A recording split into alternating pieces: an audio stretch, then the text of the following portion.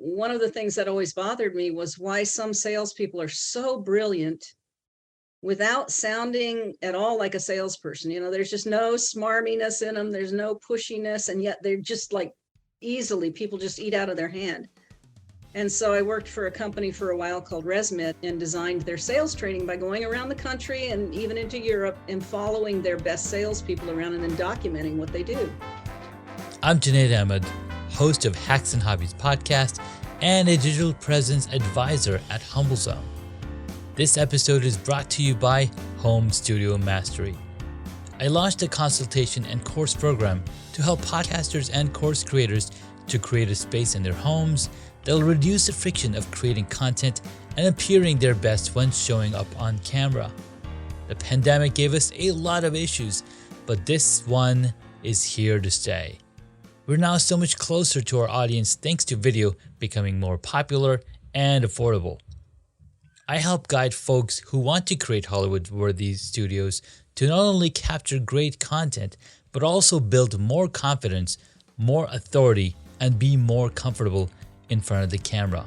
If I can do it, you can too. And with my help, you can do it faster. So if you'd like to learn more, visit homestudiomastery.com and how you too can create a home studio that brings out your personality, professionalism, and possibilities. Thank you for tuning in to Hacks and Hobbies with your host, Junaid. We're visited by our amazing guests coming from all walks of life. We want to learn their story, their struggles, and their journey on how they got to where they are today. So stick around. Today we get to speak with Linda Schneider.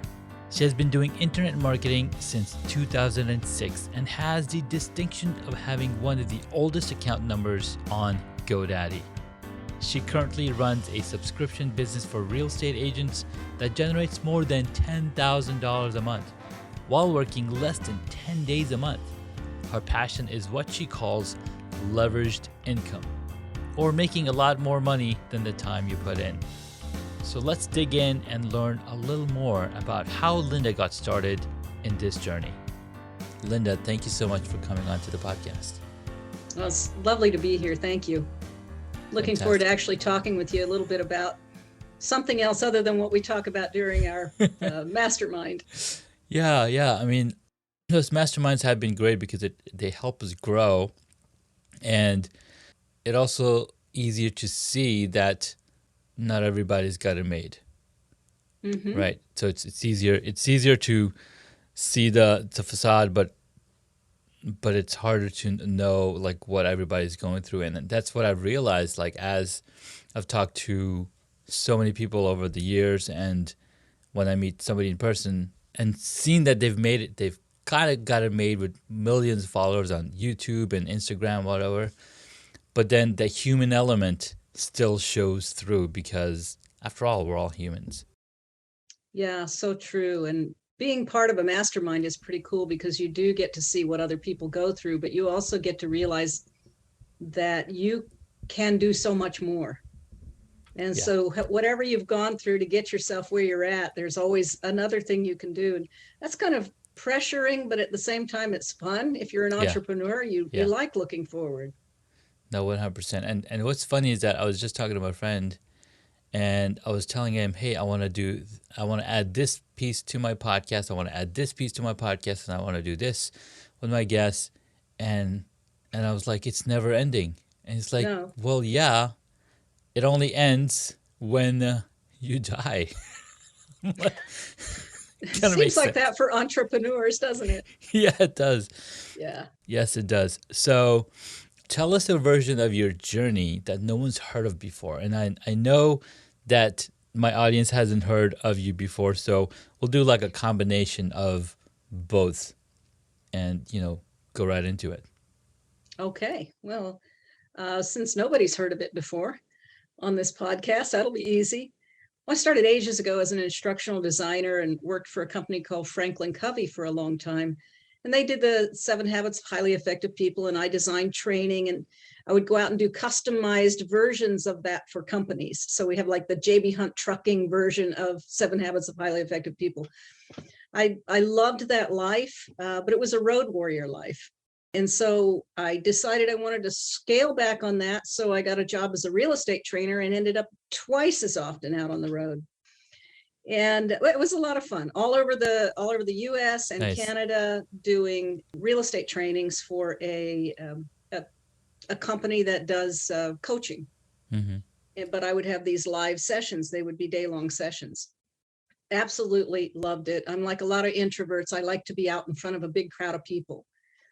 Just, I'm done. Once the crowd is done, I'm done. I want to go then.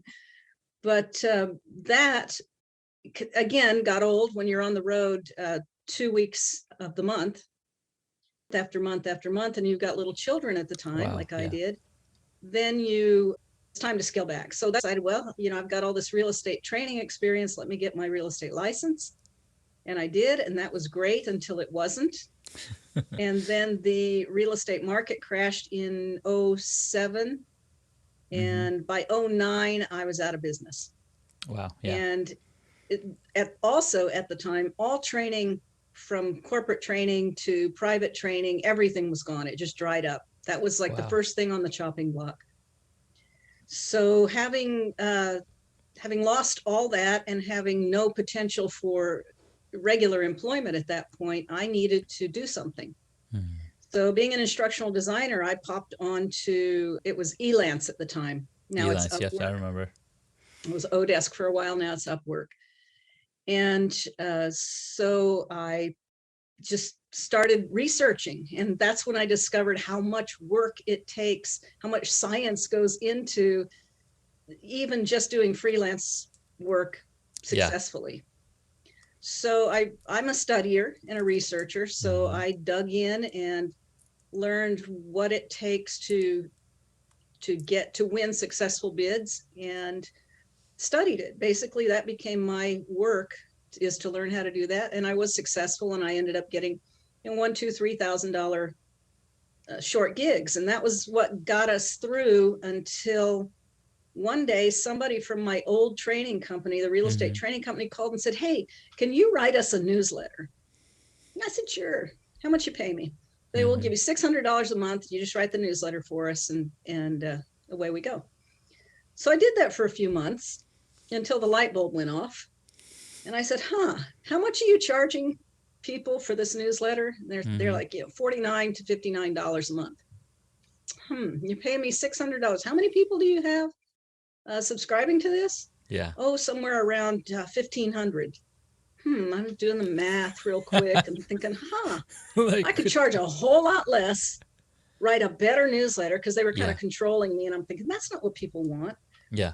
And I ended up writing my own newsletter. And at first I put it out for $9 a month. I thought, well, this was my strategy actually for freelancing too. I'm going to start super low so that I can be super successful for my first few, and then I'm going to blow it up.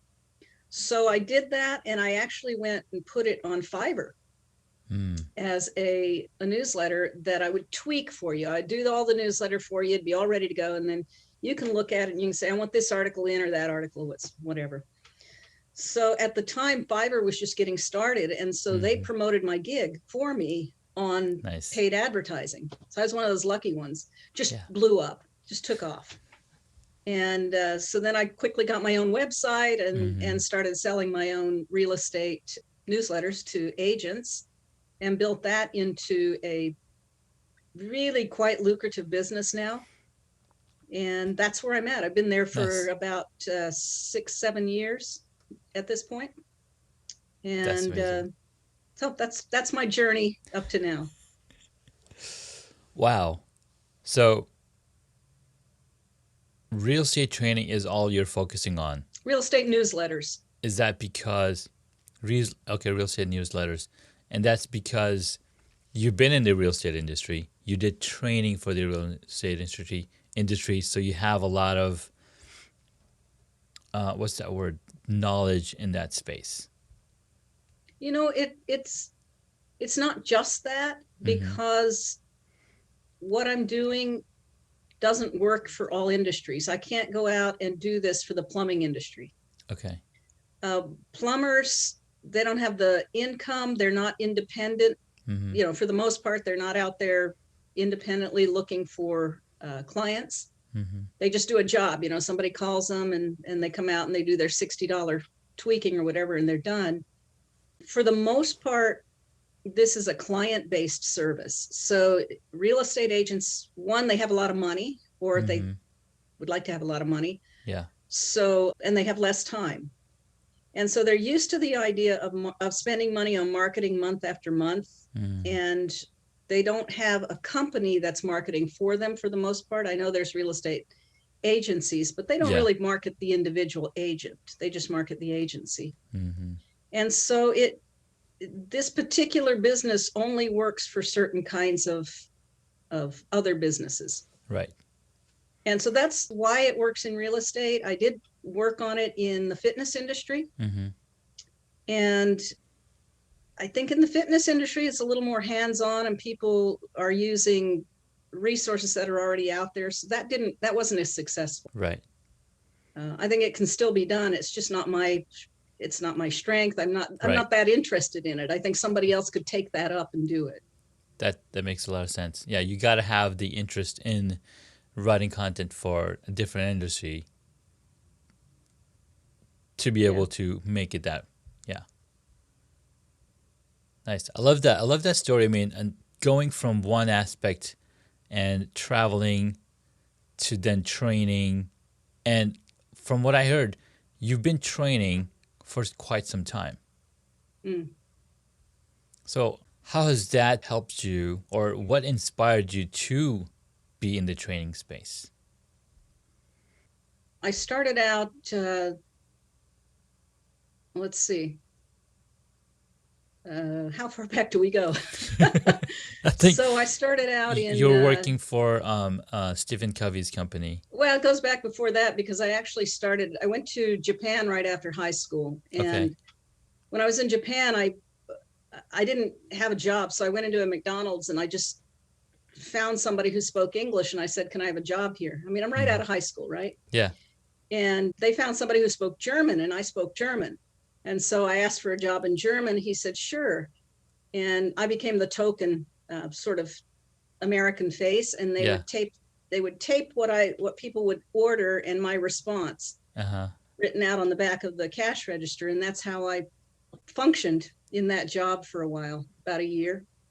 And then somebody said, hey, would you teach me English? And I said, sure, I could do that.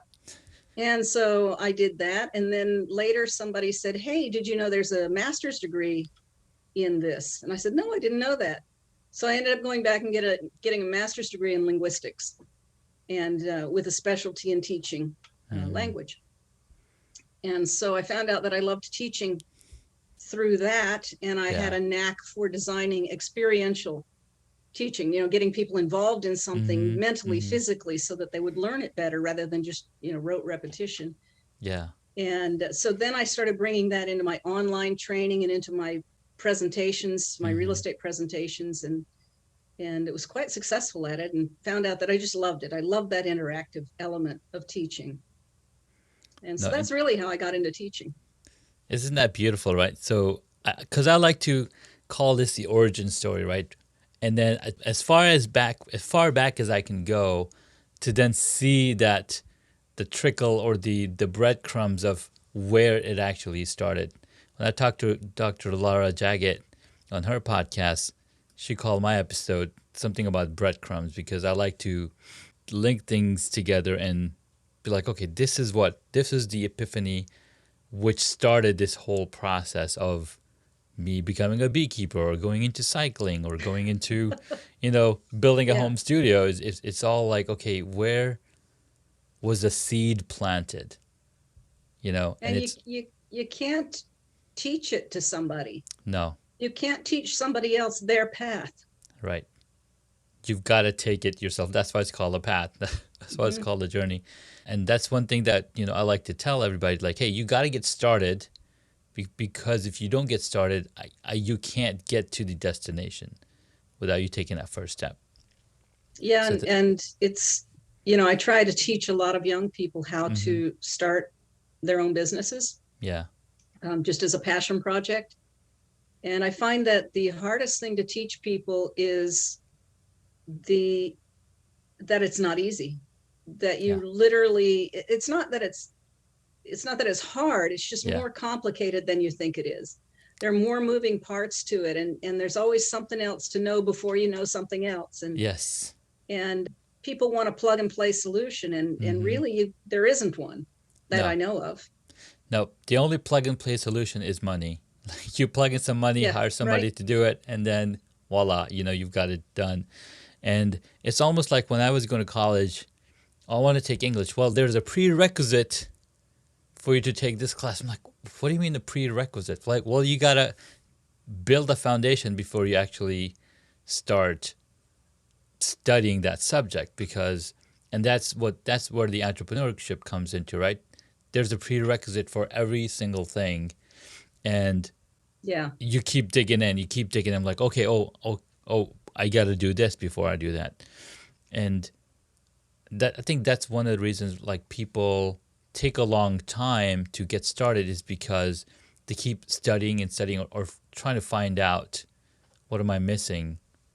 But like you said, right? You studied because you love to study. You studied the aspect of, how do I do newsletters? What is it going to take me to actually launch one? And then you actually, deployed it and made that a reality. So not just thinking. I started a website a while back that, I just wanted to help people. So I called it Beach Bum Income. Nice. And it was just, how do I make some money on the side? I just want to make some money on the side. And I thought, well, I like this space. I like talking to people about this. So I'll start a little website about that. And I posted some posts about why your Fiverr gig isn't performing. And I get to this day, I've totally kind of abandoned that project for now, but to this day, because it's still up, the site, I get post after post or comments, people asking me for feedback on their Fiverr sites. Yeah. Which tells me that there's such a huge hunger out there for it. There's no money in that space. Those people are broke. But yes, they are. But there's a lot of interest. Yeah. Because as more and more new people enter that space of creating their own Fiverr gig, they're going to look up that same question that you answered. Like, oh, here's a really well SEO'd page, because the longer you have a page up, the more credibility it has. And the more Google's like, okay, this is a source. This is the place to be. Look at all the comments on this blog post or on this site. It gives it adds on that credibility over time. So what are you looking to do right now, or what are some of the main motivations that keep you going? You did mention that you love helping people, and that's how you got started. So how is that still going on for you? Is it fulfilling? Is it something that still gives you nightmares, or is it where does it sit right now? I don't think that the work I do with my real estate newsletters fulfills me very much. I think that it's something I'm very good at, and I know how to help people. I know how to work in that space. But what I enjoy most is taking a problem that other people might think has an easy solution and peeling it apart. I don't like quick, easy solutions that aren't real. I hate to be the person who puts link bait out, because I like to cut to the chase and put the point down in the title, instead of a link baity title that gets people to follow into the article. I think that my next projects will have to be more passion project oriented. I used to teach sales training too, of course. And so one of the things that always bothered me was why some salespeople are so brilliant without sounding at all like a salesperson. There's just no smarminess in them. There's no pushiness. And yet they're just like people just eat out of their hand. Yeah. And so I worked for a company for a while called ResMed and designed their sales training by going around the country and even into Europe and following their best salespeople around and then documenting what they do. And so then I designed a training called Open-Handed Selling. And it was taking what they do and breaking it apart into some steps, because I'm big on NLP, on modeling and training yourself through modeling. And so I was trying to break down what they did into steps that other people could emulate, because I think that the sales function stops so many people from being successful. And so I look at that and I go, I want to help people feed their families. And the only way I can do that is I can do that in a lot of different ways, but the way I want to do that is by teaching them a skill that they can then use in different contexts. And I think of realtors in particular, because a lot of people want to be a realtor. Yeah. But it's cutthroat. It is really hard. I mean, we're talking way more realtors than there are properties for sale right now. It's true. It's true. And so to be successful, you have to be able to sell. And it's not just selling in the way you think of selling. It's you've got to sell yourself. You've got to sell your positioning. You've got to sell people being interested in you. And so that's what I'm going to bring with open-handed selling, is the skill of being able to sell in a way that you're their hero. They're looking for you. They want what you've got, and you're going to be able to deliver it to them in a way that makes people feel happy they found you. Yeah. I think we froze. There we go. No, I get it. Yep. No, I really liked what you said there, because they have to think from the perspective of not just a realtor, but somebody who's there to help people find their perfect home. Right. And then how do you do that? How do you trust somebody? Well, you got to build, and this is something that I'm working on myself, right?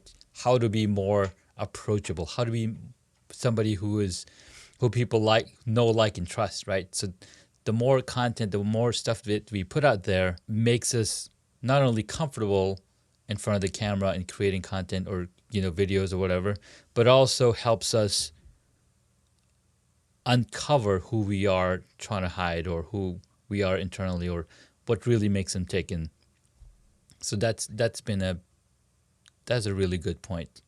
I like that. That's interesting that you put it that way, that it helps you uncover who you are, and when you can come from showing that it's almost a vulnerability, that people are more attracted to you. Yeah, absolutely. And the only way that works is, I remember I've never finished my English composition classes because I hated to write. I did not like journaling at all.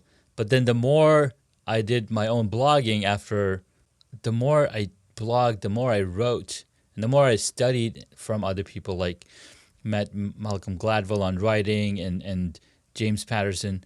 They're like, the more you write, the more you're giving your brain the ability to break loose and, go past the friction point. And I think that's why they say, hey, the more you journal, the easier it's going to be for you to write more and be more open and continue to open up. And with video, you're doing the same thing. I'm actually doing a 30-day challenge next month, just so people can become more comfortable in talking to themselves, or talking to a camera, or talking to one person. Because like you said, you want to help people to be more independent, be more, I'm missing the words that I'm supposed to be saying, but be more of themselves. So people vulnerable. Yes, be more vulnerable. And the only way you're able to do that is if you find a safe space and you can talk safely about it. And one thing that, I love that idea, by the way, that the 30-day challenge being, because I saw you had that 30-day challenge, and I thought, well, what are people getting out of this? But now that you put it like that, that's really what it is. It's like, get over yourself, start to get comfortable with making these videos. Yeah. And then it'll be a lot easier to launch into whatever it is you're going to do for your business. Exactly. Yeah. That's brilliant. Thank you. So writing wise, we tell people to free write. Free writing. That's right. That's what it is. Yeah. Don't edit yourself. Just write it all down. You can throw it away afterwards if you want. Yeah. But it helps. Yeah. It does. I actually was part of, I still get these emails. It's called 750 words. And every morning at 7 a.m., they send an email like, okay, make sure that you write your 750 words today. Oh, wow. Because that gets you into the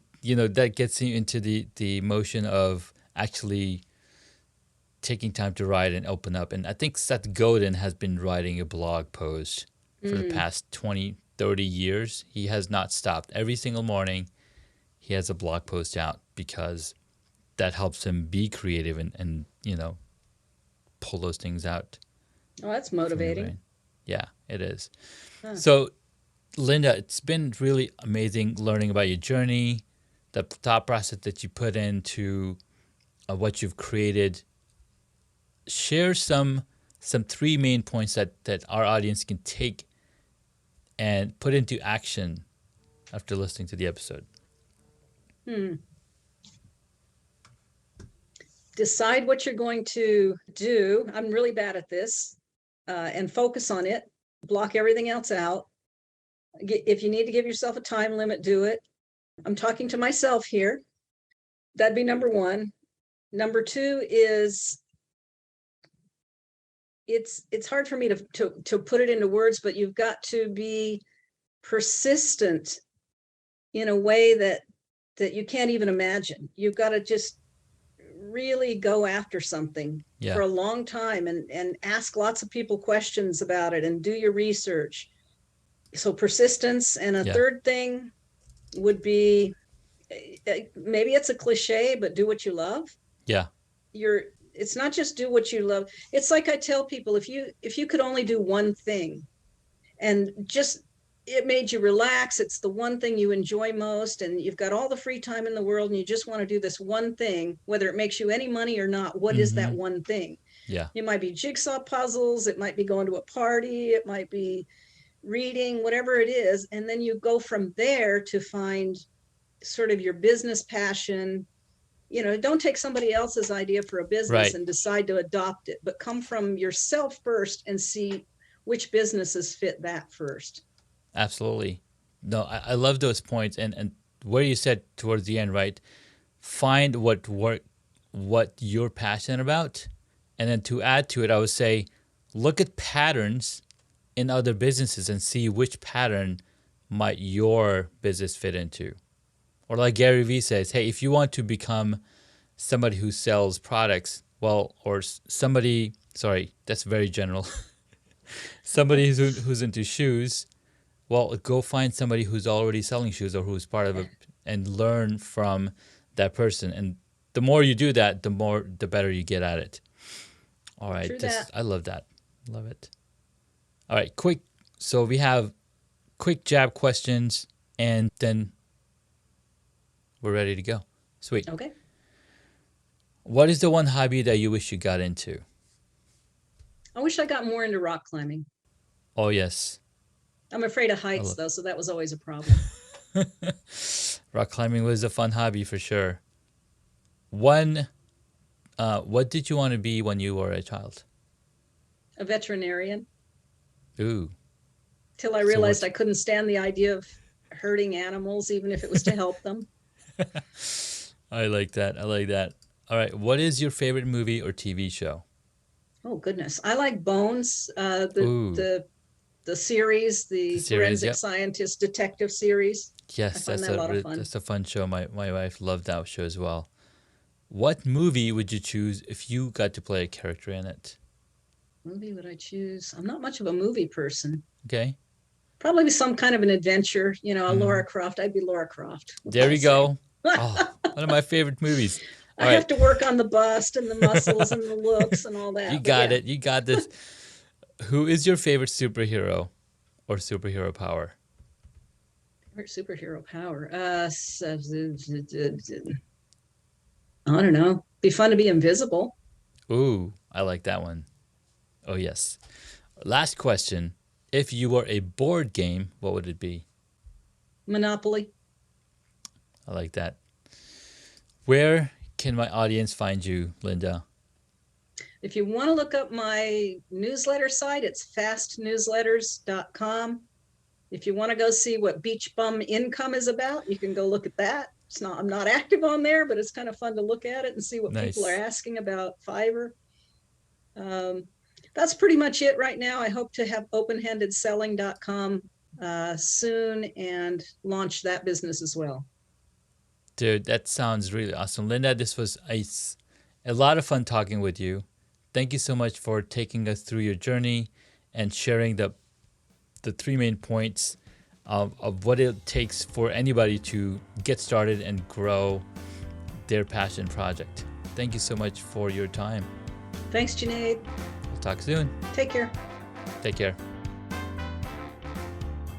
Congratulations, you made it to the end of the episode. Thanks so much for listening to our guest on this episode. Please send me an email at junaid@hacksandhobbies.com to tell me what you loved about our guest today. You could find links mentioned in this episode on the hacksandhobbies.com website.